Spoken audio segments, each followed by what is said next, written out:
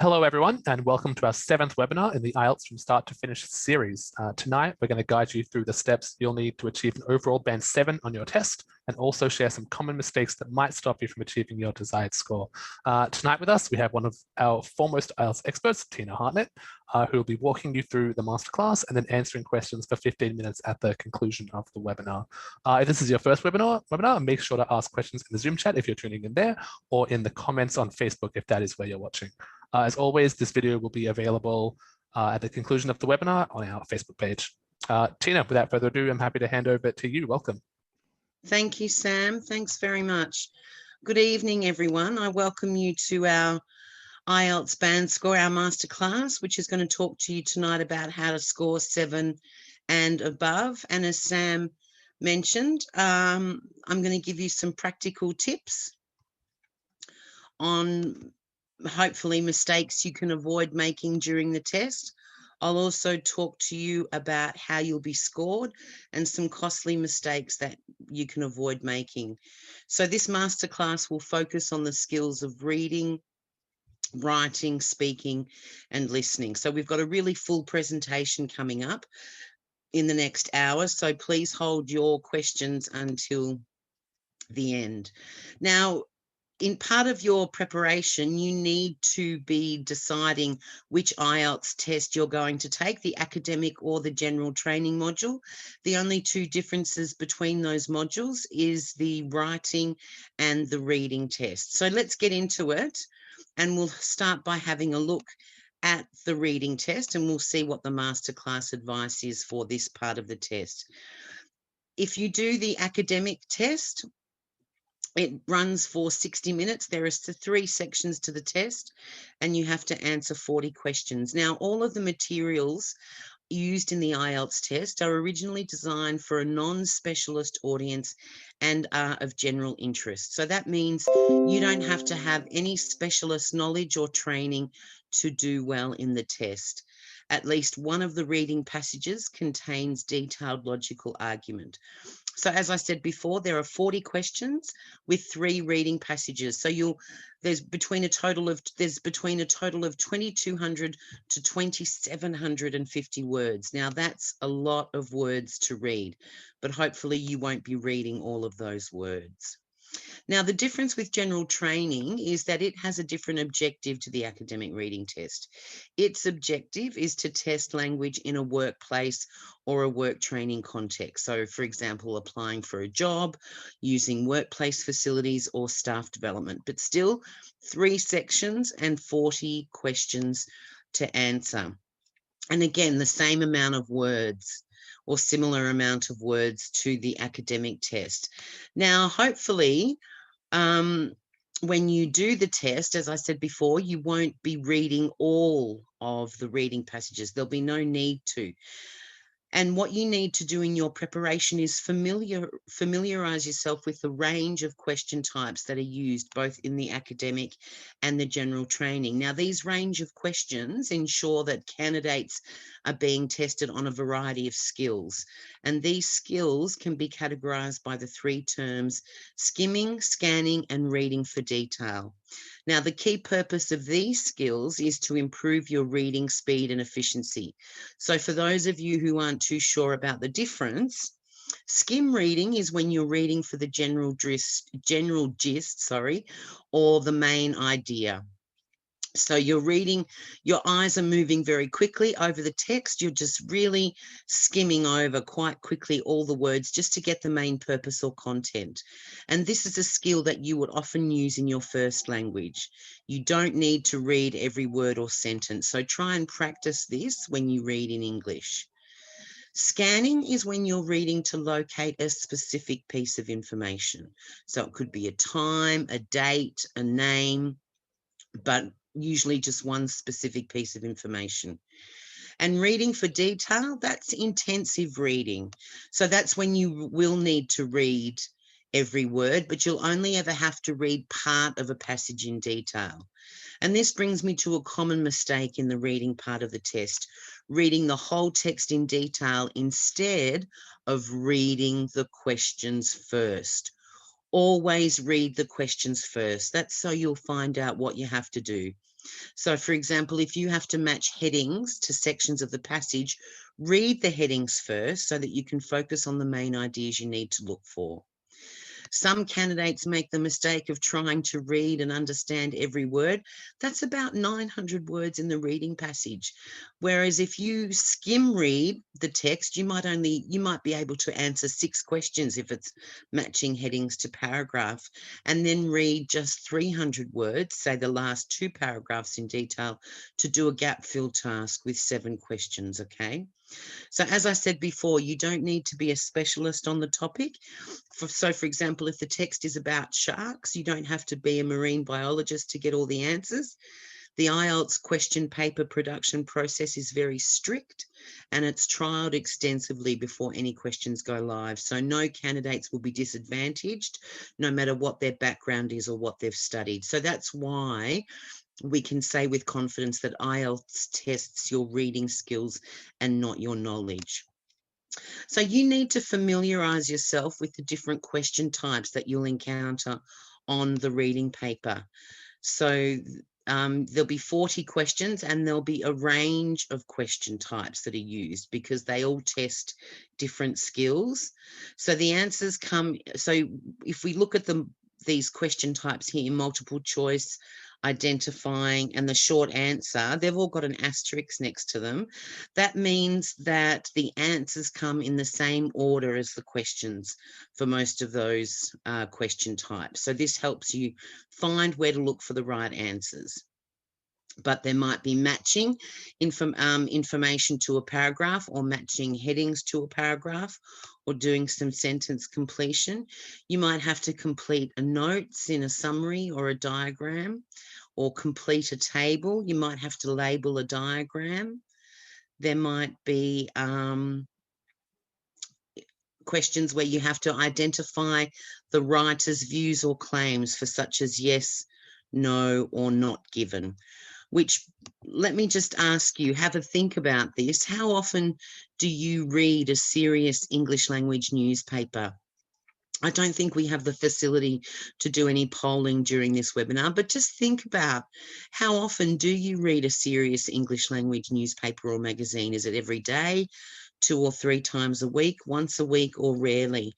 And if you're answering number 3 or 4, I would like to encourage you to do some more reading. Now, a common question type that you'll encounter on the reading test is a true, false, or not given. So this is where you have to identify what the text is saying. And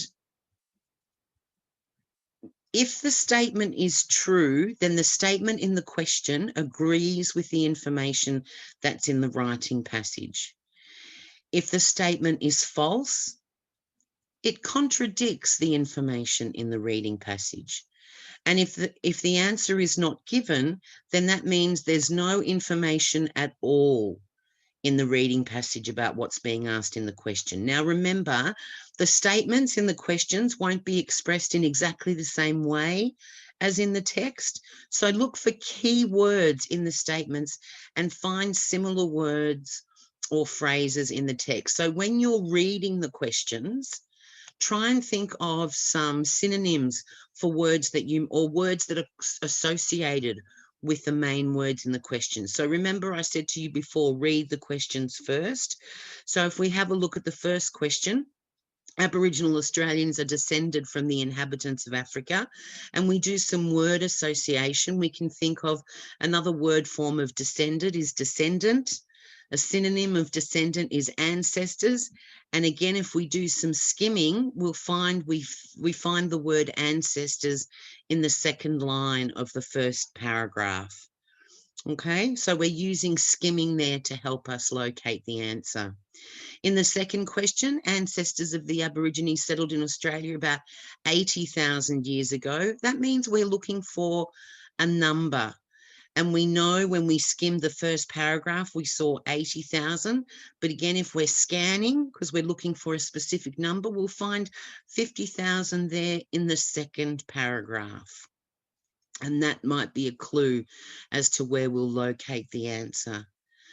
And the third question, Aboriginal Australians are the most genetically diverse race in the world. Again, if we're doing some scanning, we can see the words genetic diversity at the end of the second paragraph, and we see genetic diversity again in the third paragraph.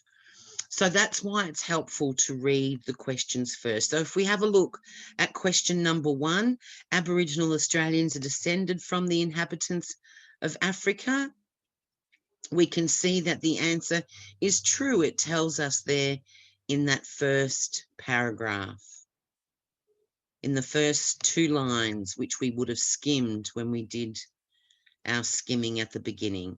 The second question is false because they arrived over 50,000 years ago. And we find that answer in the second paragraph, which again, when we did our scanning before, we would have known where to locate that. Now, the reading for detail for the true, false, not given type questions occurred in the third paragraph.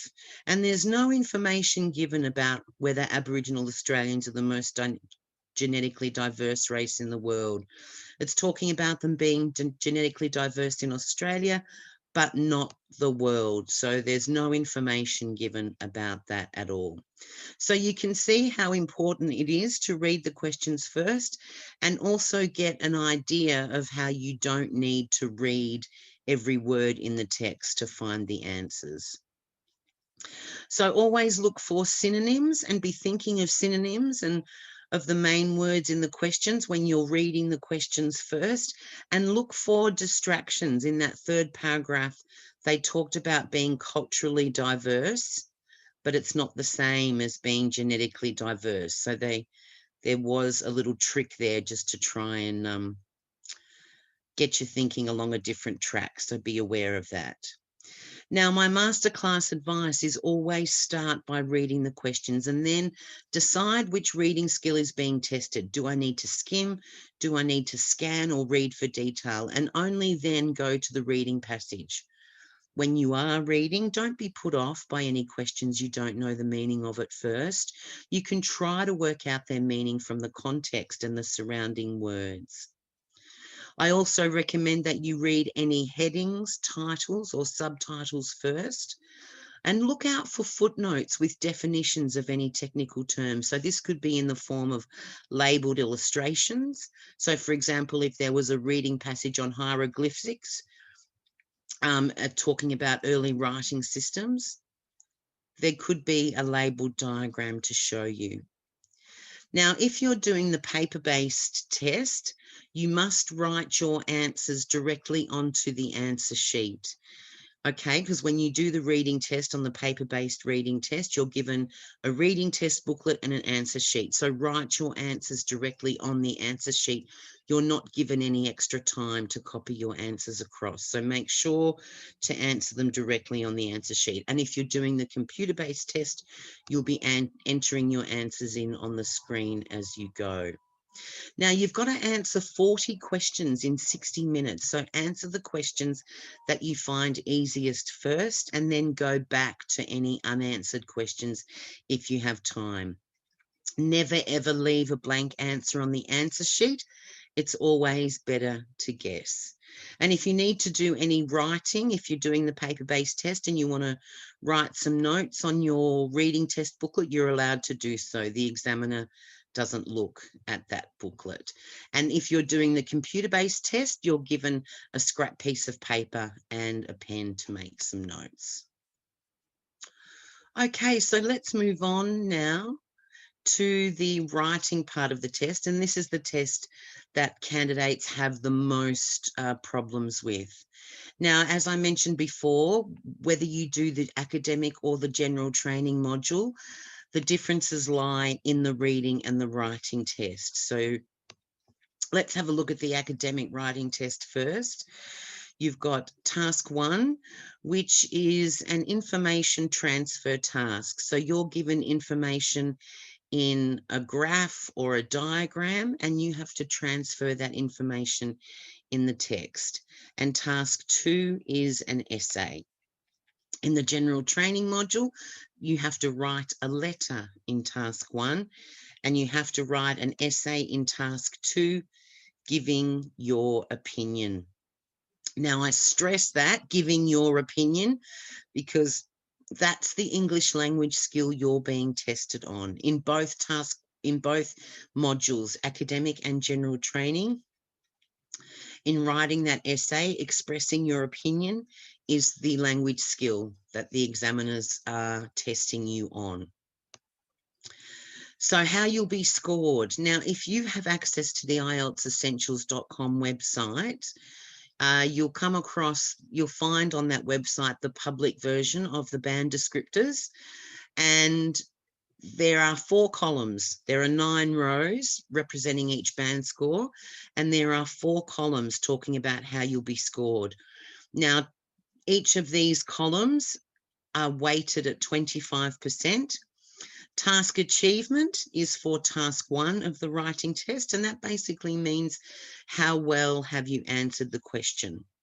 Task response is for task 2 in the essay, so how well have you responded to the question. The next criteria is coherence and cohesion. So that basically means how well does your message flow? Have you used linking words to connect your ideas together? Have you used paragraphing? That's very important.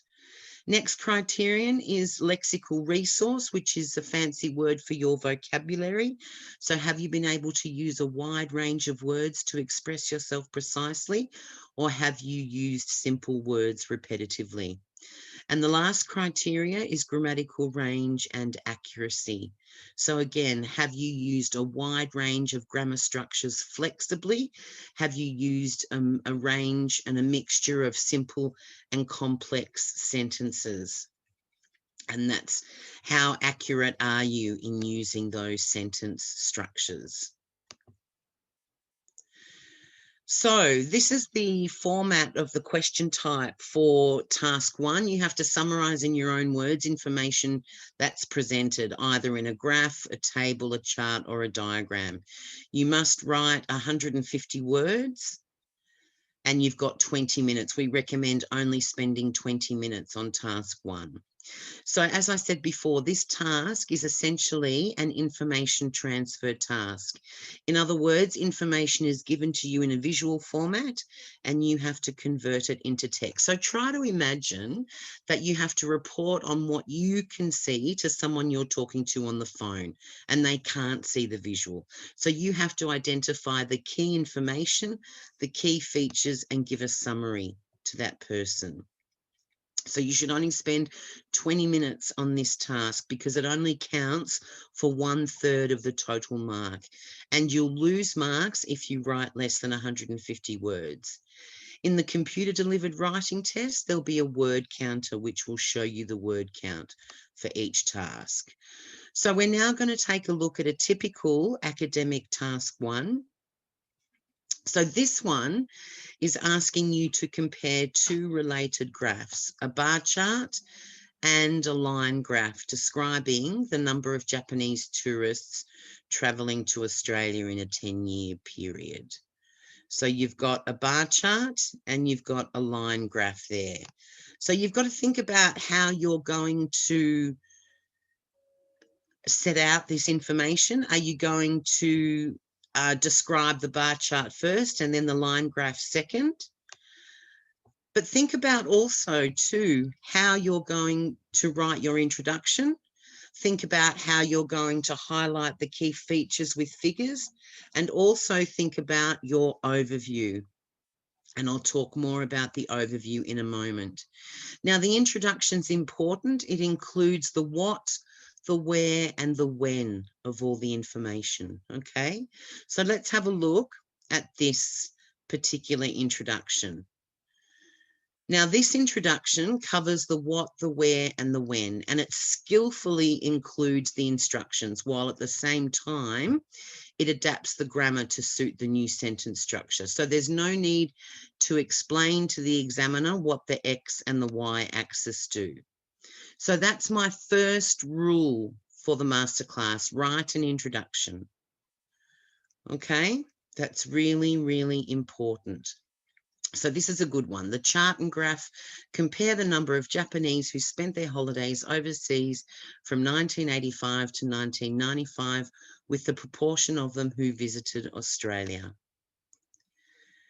Now, the next rule was to highlight the key features, and that was only the most important information, and highlight the key features with figures, as in this sample answer. Now, in 1985, only about 5 million Japanese travelled abroad, after which the number increased steadily. By 1990, the figure had more than doubled to 11 million. Apart from a slight drop the following year, the upward trend continued until the end of the period when numbers reached over 15 million. So when you're highlighting the key features are what is the most of something, what is the least of something. Has the trend been a similar trend? Has there been continual growth? Or has there been a counter trend, something that's important or unusual? It's only the most important information that you need to describe. Now, this candidate chose to describe the bar chart first and then the line graph, okay? So while this is the line graph that's being described, while Australia was the destination for under 2% of Japanese tourists in 1985, that percentage had risen to over 6% by 1994. The proportion grew consistently, apart from a slight fall in 1990, 4.5% to 4%. After reaching its 1994 peak, the percentage declined marginally to 6% in 1995. So again, what was the least of something? What was the most of something? There was steady, consistent growth, except for a slight fall in 1990. So think about the key features only. Please don't describe every detail in the graph. And pay attention to the units of measurement that the information's being given in. The data may be given in percentages or millions or hundreds of thousands. So pay attention to the range of units of measurement, because if you get that wrong, you'll lose marks. Now, if you do have access to the band descriptors, you'll be able to see that if you don't include figures to highlight the key features, you'll only score a band 5 on that task achievement column. Because IELTS considers being able to use data to support key features a key writing skill, and that's what you're being tested on. You need to show that you're able to back up your facts with evidence. And as we know from the band descriptors, examiners assess your ability in writing to highlight the key features with figures. And as I said, just how well you do that is rated in the task achievement column. Okay, so check out that in the band descriptors. If you want to get a band 7 says clearly presents and highlights the key features, and that's what you're aiming to achieve. So remember what I said, just the most important information, and always back it up. You'll only achieve a band 6 if you present and highlight the key features. You've got to clearly present and highlight the key features to achieve that band 7. So to recap, you've got to start with an introduction. You've got to highlight the key features with data. And my third rule is write an overview. Now, an overview is the most important message, usually written in just one sentence. It might be just after the introduction or in the conclusion, as in this example. It doesn't matter where it appears in your report, but it must be there. So here's an example of an overview. Overall, despite the relatively small proportion of Japanese tourists coming to Australia, the increase in the country's share of the Japanese tourist market corresponded closely with the growth in Japanese tourism overseas generally, with a trebling of both in a 10-year period. So think of the overview as the most important information in a nutshell. It's a one-sentence summary. And your skill of writing an overview is also assessed in the task achievement column. So again, if you look at those band descriptors, the highest score for task achievement you can get if you don't include an overview is a band 5, where it says recounts detail mechanically with no clear overview. If you're aiming for a band 7 says presents a clear overview. Okay. So the difference, and in band 6, it says presents an overview, but your overview to achieve a band 7 will be much clearer than an overview in a band 6, okay? And that's what you're all aiming for, I know, is your band 7. Now, the examiners can read how many words you've written, so please make sure you write at least 150 words.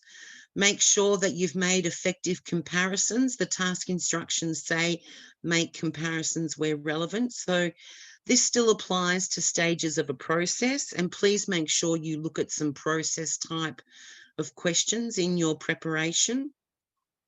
So for example, if we've seen a diagram of some brick manufacturing where the bricks are placed at higher temperatures or left for longer periods of time, that's something that you might be able to compare in those different stages of manufacturing.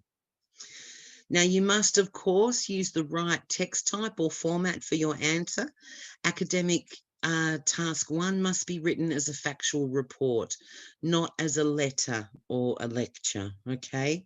And remember, your answer must be written in connected text. So you'll lose marks if you write in note form or if you use bullet points or dot points or numbered lists. And then remember, you've only got 20 minutes on this task. So see if you can leave yourself a little bit of time, a minute or so, to check for mistakes in grammar or spelling and be consistent in your use of verb tenses. So the common mistakes that people make, remember, the task tells you to summarize the information by reporting the main features. Now, this task is designed to be completed in 150 words or so. So if you write 200 words or more, please don't think the more you write, the better you'll do. If you've written more than 200 words, then you probably haven't been selective enough and you've included too much detail. So you should aim to just identify trends or patterns rather than describing every detail that occurs. Remember, the task instructions report the main features. Please don't interpret the information or speculate on why changes occurred. You're not asked to explain why, for example, there was a small decline in numbers of Japanese tourists in Australia and Australia's share of tourists in the early 90s. Just report the information factually. And as we've seen, not using data to support the key features and not writing an overview are both mistakes that will lose you marks. Now, if you have to describe a process, as I mentioned before, let's give another example of how bees make honey. So you're given a series of pictures showing how bees make honey. Make sure you identify all the stages of the process and don't miss any of those stages out. And your overview will state how many stages are involved in that process, okay? Examiners will also be assessing on how well you use sequencing words to make clear the order of the stages in the process. So using phrases like the first stage, the following stage, after that, next, in the final stage. And your ability to do that is rated under coherence and cohesion. So let's have a look now at the essay. For task 1, for the academic and the general training module, you have to write an essay in task 2. We don't have time to look at a general training task 1 letter in this webinar, but again, make sure if you're doing the general training module that you have a look at some examples of letters that you might have to write. Now, the essay types that you'll encounter, whether it's academic or general training, are both similar. So you'll either have an opinion essay to do, a discussion essay, a multi-part question, or it could be a multi-part question and opinion.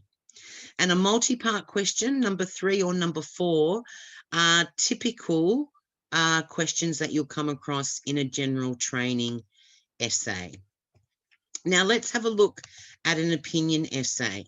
Now remember, task 2, the task 2 essay accounts for 2/3 of your writing marks. So please make sure you spend that 40 minutes doing it. But you shouldn't start writing as soon as you see the task. First, you have to analyze the task and decide on the right approach to take, because each task requires different approaches. So if we look at this question, some people believe the increasing popularity of shopping as a leisure activity is a positive trend. So that's the topic. Here's what you have to do. To what extent do you agree or disagree with this opinion? Now, in this part of the question, you need to ask yourself, how many parts of this task do I need to address? Do I have to write about agreeing and disagreeing, or do I only have to write about one part, agreeing, for example? Now, remember, you've got 40 minutes to spend on this task, and it must be 250 words. Now, if you're looking at this question, you're probably thinking that you have to address 2 parts, because if you want to achieve a band 7, it says addresses all parts of the task. But there's only one, you don't have to address 2 parts of this task. There's only one part. And this type of question requires only your position. Do you agree or disagree with this opinion? So it only requires your position, but it must be well developed with plenty of supporting ideas. It doesn't require the opposing viewpoint to be discussed. Although if you wanted to, you could. A balanced essay would also be acceptable, but your position as the writer must be clearly and consistently expressed throughout. Let's have a look at the next one. This is a discussion essay. So again, some people believe the increasing popularity of shopping as a leisure activity is a positive trend. Others believe it's harmful to individuals. That's the topic. Here's what you have to do. Discuss both these views and give your own opinion. So again, if you're thinking to yourself, how many parts of this question do I need to address? This is where you find out. Discuss both these views and give your opinion. So you have to talk about why some people think the increase of shopping as a trend is positive. And you have to talk about why some people think it's harmful, and you have to give your opinion. So there are 3 parts of this task that you need to address. Okay. And again, if you want to get that band 7, you have to address all parts of the task. Our next essay type is a multi-part question and essay. Now, again, you've got to analyze the task first.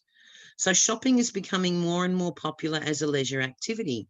However, some people feel that this has both positive and negative effects. Why is shopping so popular? What effects does its increase in popularity have on individuals and on society? So again, ask yourself, how many parts of this question do I need to address? Because I want to get that band 7 where it says addresses all parts. Now, you might think, oh, I have to talk about why shopping is so popular, and then I have to talk about the effects of shopping. So that's 2 parts. But I would suggest to you to go back and read it again, because there are 3 parts. You have to talk about why shopping is so popular, and you also have to talk about what effects its increase in popularity has on individuals, and you also have to talk about the effects that the increase in popularity has on society as well. Now, if you're looking at those band descriptors, if you only write about why shopping is so popular, or if you only wrote about the effects that shopping has on society, you would only get a band 5 because that says addresses the task only partially. And only addressing part of the task will limit you to a band 5, whether you do academic or general training. So please spend that important time at the beginning analysing the tasks and making sure you're really clear on how many parts you have to write about. And our last question type, the multi-part essay and opinion. Remember, analyse the task and decide on the approach. How many parts are there to this question? There are problems with the increasing popularity of shopping as a leisure activity. What form do these problems take? Do the problems outweigh the benefits of shopping as a leisure activity? Now, remember, there's a plural form in this question. What form do these problems take? Now, that doesn't mean you have to come up with a list of problems. Just make sure it's more than one. So write about a minimum of 2 problems. And then you only have to write about whether those problems outweigh the benefits. You only have to write about 2 of those. So you're going to have to describe any problems that are associated with the increasing popularity of shopping as a leisure activity and an opinion about whether the problems outweigh the benefits. Okay. Now, the question kind of implies that both problems and benefits should be discussed. But to get band 7, candidates must cover both parts, and you must focus on shopping as a leisure activity. So come up with a couple of problems and then talk about if those problems outweigh the benefits. Okay, so you can see that a different approach is needed from the previous task. Now, let me summarize the masterclass advice to you, highlighting the writing skills that the examiners are looking for and emphasizing the common mistakes I want you to avoid in this part of the test. Remember to allocate your time and spend 40 minutes on task 2 because it's worth more than task 1. Okay, it's worth twice as much as task 1. You'll always be asked to present your point of view or a point of view. That's the writing skill you're being tested on in task 2. So decide on your position and express your view clearly. Organize your ideas into paragraphs. So you should have a paragraph for your introduction, 2 or 3 paragraphs for the body, and another paragraph for the conclusion. That's really important. And try to use a range of vocab and grammatical structures. Always, and I said this a lot before, just analyze the content. It's really, really important. And use paragraphing and linking words to join your ideas together. Paragraphing is so important in that coherence and cohesion column. If you don't use any paragraphs, you'll only get a band 5 where it says may not use paragraphs or paragraphing may be inadequate. Okay, don't write in note form, don't use headings or bullet points or numbered lists. Remember, it's an essay, so you've got to use connected text. And try to leave yourself enough time at the end to check your work carefully. Now let's have a look at the speaking test. The speaking test is the same for both the academic and the general training module. One of the wonderful advantages of having an IELTS speaking test is it is with a real life human being. You don't have to talk into a computer and you're sitting face to face with an examiner, which allows for real life communication between the candidate and the examiner. Now, in the different parts of the test, examiners are listening for different language skills. So in part 1, the examiner is listening for your ability to talk about yourself, to talk about your likes and your dislikes. And it's always important to be able to answer the question why. The examiner will ask you why a lot. especially when you're discussing what you like and dislike. So be prepared to give supporting reasons for your answer. Part 2, you're being assessed on how well you're able to organise and present a short talk. And part 3 is your ability to participate in a two-way discussion. Now, examiners must keep timing in each part of the test because it is, after all, a standardised test. So to make sure that it's fair across the board for everyone, sometimes the examiner, especially if you're on a roll and you've got a lot to talk about, which is a great thing, but time permits you from talking for longer, the examiner may have to stop you or interrupt you. And they'll do that by saying thank you. And please don't worry about that. If they have to say thank you to you because time has run out, it's perfectly normal. So don't worry about that at all. When you're assessed in the speaking test, the examiners match your performance to the band descriptors. So again, if you've got a copy of the public version of the band descriptors, you'll be able to have a look at the criterion for a band 7. Now, fluency, you're matched on these 4 criterion. Fluency and coherence is how far you can maintain a flow of speech. So that means how well can you talk without pausing for too long or hesitating or giving a false start. Also, how well do you use connecting words and signalling words to make the relationship between your ideas clear. Lexical resource is the range and accuracy of your vocabulary, so whether you can express yourself precisely without repeating the same words and using the correct style. Grammatical range and accuracy is the range and complexity of your grammar and how accurately you can use it. And pronunciation is how well can you use pronunciation to convey and enhance meaning. So intonation is when our words go up and down, as you're hearing my voice do as I'm speaking. How much does your accent cause strain for the listener? And all of our examiners are trained to have an international ear, and all forms of standard English are acceptable. So if you speak more American English than British English, that's fine.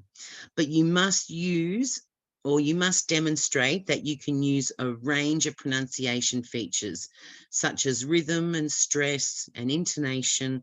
Make sure you talk at an appropriate speed with a good control of individual sounds. Now we're going to listen to an example speaking test of a woman called Kush.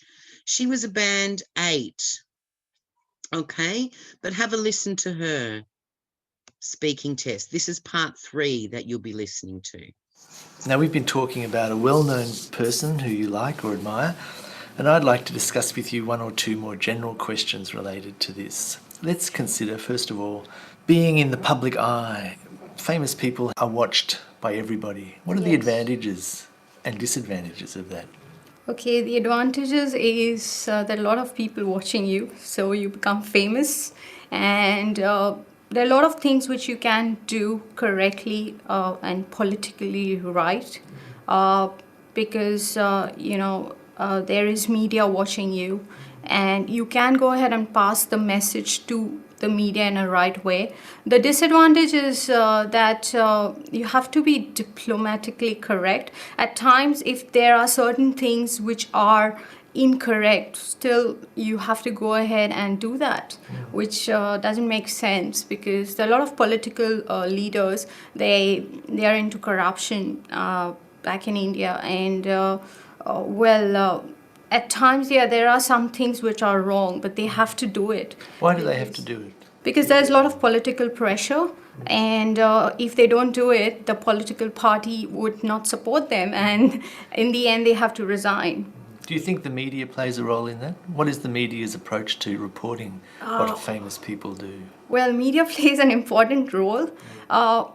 at times media will actually show things which are not correct, or if you see it, it looks like, yeah, he's wrong, but that's not the case. So yeah, media plays a very important role. They portray in a wrong manner at times, and sometimes they do portray in a right manner. Can anything be done about that, do you think? Not really, because in today's world, what has happened is everything is communicated by media, television, news, internet. So you just have to go ahead and probably call the media and do a meeting and answer questions to the public and give justification and reasons. Very often the media reports on the most trivial things in important issues, but people are fascinated by those things. Why are people fascinated by? Because these days people like to listen to gossip and trivial things. They're not interested in the bigger part, what's happening. They have a simple life. They would like to live it their way. They are not bothered what is happening within the country. There are only few people you see are really interested in knowing about the country and getting all the information and reacting. Let's go on and talk about this celebrity culture. How are famous people used by advertisers nowadays? Famous people are really used for advertising because, one, they can promote the product, and two, there are a lot of fans. They're fans. So obviously if they are using that product, what will happen is those fans will actually use that product, and of course it's a money-making business. I mean, if Mahatma Gandhi wore a watch of Swash, I would wear it? Yeah, I would wear it. I was like, oh, he wore it, I'll wear it. The use of famous people in advertising and other things, do you think that has a negative effect, especially on young people? At times, yes. There are some of the advertisements which are not meant or not, they are offensive to younger generations. So at times, yes. Do you think that famous people can influence public opinion beyond just selling things? They can make people vote differently or believe? Yes, they can. They influence a lot of people today. Even cricketers or any kind of famous personality, they influence the public, to do things. How do you feel about that? Well, I'm fine with that as long as, at times I do like, but then at times I don't like, so I don't bother much. All right. Well, thanks, Kush. That's the end of the speaking test. Thank you. Okay, so let's have a look at what the examiner's comments were about Kush. She is a clear example of a Band 8, and her performance is consistently high across all the criteria. So remember, when I explained to you in the previous slide, in terms of fluency and coherence, Kush speaks fluently. She gives quite long and detailed responses without losing coherence. She does hesitate sometimes, but this is only related to the actual content of what she's saying and only occasionally to search for language. And she uses fillers such as, I mean, and these cover up her hesitation. She also uses linking words and markers very naturally. Phrases like, that's not the case, and I'm fine with that. Her lexical resource is wide and allows her to talk about a range of topics flexibly and precisely, with many examples of excellent range. So political pressure, into corruption, today's world, promote the product, a money-making business. So good use of collocation there. Only occasionally does she make any mistakes. She says, do a meeting and in a right manner. She also uses a wide range of grammatical structures with a high degree of accuracy, and she makes only minor errors occasionally. And in regards to her pronunciation, she uses it well to reinforce meaning with rhythm, stress, and intonation all used well. Okay, only occasional problems with word stress and some formation of the TH sound. So she's a clear example of a band 8, okay? So let's have a look at the masterclass advice. Try to do as much as you can in English before the test. Try to speak at a steady pace. Now, in part 1 of the test, you're always going to be asked about the work you do, or about do you work, or are you a student, or about where you live. So it's good to have practiced what you can say about where you live and what you do, but avoid memorizing answers, okay? They won't sound natural, and you won't get marks for language that's been memorized. Speed of delivery is also important. So a common mistake, because you'll be nervous, is to speak too quickly in the test. So just try and speak at a nice, regular pace. In part 2, you're given paper and pencil to make some notes. So write down any keywords that you can use for each point of the task card you're given. Use the 4 points to structure your 2-minute talk, and use the key vocab in your notes to help develop each point. The 4th point always asks you to explain something. So this is the one which gives you the most to talk about.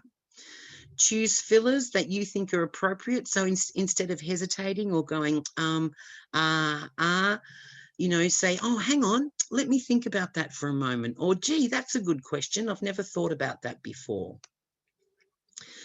And, you know, Kush didn't allow any mistakes to stop her.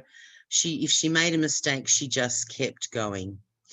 And practice giving extended answers to questions. And always be prepared to give reasons for your answers. Like I said before, the examiner will ask you why. And the type of topics that you're given are, again, a wide range of topics. So don't worry, you'll be able to talk about the task that you're given. And always try to smile when you're doing the test, and try and relax. There'll be a digital recorder there recording the test. Just pretend that it's a mobile phone in front of you. Now, we don't have time to do a practice listening test in this webinar, but let me just quickly run through the listening test. It's the same for both the academic and the general training module. There are 4 sections in the listening test, and each section gets more difficult. This gives candidates with strong listening skills the chance to show how well they can do. Now, there are different types of questions on the listening test, just like there is in the reading test. So you might have gap fill questions, matching words to diagrams or tables or maps, or sentence completions, or short answers to open questions, or you might have to complete notes in a summary or a table, or there might be multiple choice. And if you're doing the paper-based test, you're given a listening test booklet and an answer sheet. Write your answers on the answer booklet as you go, and then you're given 10 minutes at the end of the test to transfer your answers over onto the question paper. But of course, if you're doing the computer-based test, you'll be entering your answers onto the screen as you go. So use your time. You're always given extra time at the beginning of each section to read through the questions. So use that time to read through the questions, and then you're given time to check your answers before going on to the next section. So use that time wisely. Don't waste it. If you read the questions first, then you know in advance what you have to listen for, and you're more likely to hear the right answer. When you've read the questions for the next section, again, try to think of synonyms or words that you might expect to hear. So, for example, if there's a question about climate change, think of related vocabulary that you might hear. For example, global warming, rising sea levels, and so on, and keep these in mind when you're listening. You've got to be able to multitask in the listening test. So you've got to look at more than one question at a time and try to be one step ahead. So, for example, if you're up to question 3, you need to be looking ahead to question 4. The questions on your question paper follow the order of the recording. So if you miss question 3, but hear question 4, leave question 3, go on to question 4 and then question 5. You can go back to question 3 at the end of that section if you have time, okay? As with the reading test, never leave a blank space, always try and guess your answer. And a speaker's intonation or tone of voice can indicate their attitude to something, either positive or negative. So this can also be helpful in finding the right answer. Okay, we're nearing the end of our webinar. We're approaching question time. So just make the most of your every opportunity to use English. Decide which module you're going to do, the academic or the general training. And remember, IELTS preparation courses are great if you haven't done the test before, but if you have done an IELTS preparation course and taken the test and not got the score you need, an IELTS preparation and doing another IELTS preparation course won't help you to improve because it only maximizes the English skills that you already have, okay? Getting an IELTS Band 7 represents thousands of hours of learning English and using it. So take a long-term approach, okay? And push yourself everywhere, every day, at every time. Now, this is a good slide to take a screenshot of. It's got some resources on there. The IELTS Essentials website's good, as well as IELTSIDP.com. There's also a Facebook page, which is interactive, and you can have questions answered. And there's a load of stuff on YouTube to help you as well. There is an IELTS progress check so that you can do a mock test that will give you an idea about how you're tracking. And you can select from the academic or the general training module. So the next webinar is the IELTS Writing Task 1. And you'll get some live feedback from an IELTS expert on the 1st of July at 5 p.m. So I think we've arrived at question time. I've run a little bit over time. My apologies for that. I got a bit carried away in parts. But Sam, do you have any questions for me? We do. Again, brilliant masterclass as always, Teena. I think there's consistently so much IELTS knowledge on show. And yeah, I'm excited for you to share some more IELTS knowledge now. But don't worry about running over time. It's all about educating the test takers, and you always do an amazing job at that. We have some questions. Are you ready to hear them? Mm-hmm. Sure am. All right. Question 1. What are some ways to sharpen listening skills for non-native English speakers? For non-native English speakers. I think listening to the radio, listening to talkback radio is really good. The ABC radio is very good. It's all talking. There's not a lot of commercials on there. So that's something to help you improve your listening. Also watching television as well, or movies in English. And of course you can't beat practicing your speaking with a native speaker. That helps your listening as well. But I would definitely recommend ABC radio or podcasts. There's loads of stuff out there in English. Podcasts is another good one. Yeah, I agree. Podcasts are an amazing one, and I think they're very easily accessible from all across the world. Yeah. Perfect answer. Thank you. Question 2. This is, I think, a really good one. Many people suffer from stage fright or stage fear coming up to their IELTS test. How would you recommend candidates try to overcome this? Deep breathing, really seriously deep breathing can help a lot. And usually I think the candidates feel most nervous before their speaking test and before the other parts of the test as well. So just sort of breathing deeply in through your nose and really filling up your belly with air on the count of 5, holding it in for 3 and then releasing it onto the count of 5. And doing that 4 or 5 times, you'll really start to slow your body down and calm your mind. But deep breathing is my #1 go-to for any stress or nerves. Yeah, I agree. I always really enjoy your answers on stress and anxieties. I think you answer them perfectly. So thank you, Teena. Thank you. Question 3, very similar. How do you think I can reduce my stress and worry while reading during the IELTS test? Well, again, using those skills that we talked about in the reading part of the test, just focus on reading the questions first. Keep your attention on, do I have to skim, scan, or read for detail? And just keep those questions in your mind. And you're breathing deeply. Don't let your nervousness get the better of you. You've really got to focus a lot on the speaking test and on the reading test rather. So hopefully by just doing some deep breathing, some positive affirmations, I can do this, I've got this, I'm going to get there. And then read those questions first. Think about, do I have to skim, scan, and read for detail? You'll be too busy working through your reading test to feel nervous after the first minute or so, I'm sure. Yeah, I completely agree. Great answer. Always so insightful. Question 4. Will my score be affected if I lie about something in the speaking or writing test? For example, if I give an answer in writing part 2 that is not necessarily true, but is relevant to the question. No, you won't lose marks at all. The examiner won't know if it's true or not. And often candidates make up statistics and things to prove their point. So no, that's perfectly fine. I kind of discourage candidates from lying in the speaking test because, you know, if you're telling a lie and then the examiner asks you why, sometimes it might be hard to support your answer if it's not true to you, and that can get you into a little bit of hot water. But on the writing test, no, it's perfectly fine. I think it is good to avoid a web of lies on the speaking test. Yes. I can see that going badly. Yeah. Our final question for tonight, another really good one. When writing about a process or describing an illustration, should you use your own knowledge and experience to give extra information not required in the question? No, absolutely not. Only describe what is there.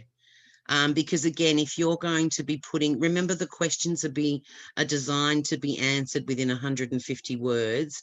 So if you're going to give extra information because you've got extra knowledge, then chances are you'll go over that 150 words and the examiner will just think, well, there's extra detail here that's not needed. So just look at the question and just answer what's in the question with the information that you're given. Amazing answer to close on. And again, amazing answers as always. I think they're always so apt and to the point and cover everything perfectly. Thank you, Sam. It's excellent. Unfortunately, that is all the questions we had time for tonight, but thank you for joining us. And we hope you learned a lot about how you can move your score a little bit closer to a band 7. A huge shout out and thank you to Teena for running the masterclass so informatively and for the answers you've just taken us through. And also a big thank you to the team behind the scenes making this webinar possible. We'll be back in 2 weeks with our next webinar where we'll walk through an IELTS writing task 1 with live expert feedback. That's all for tonight. Thank you very much for joining us and good night. Thank you.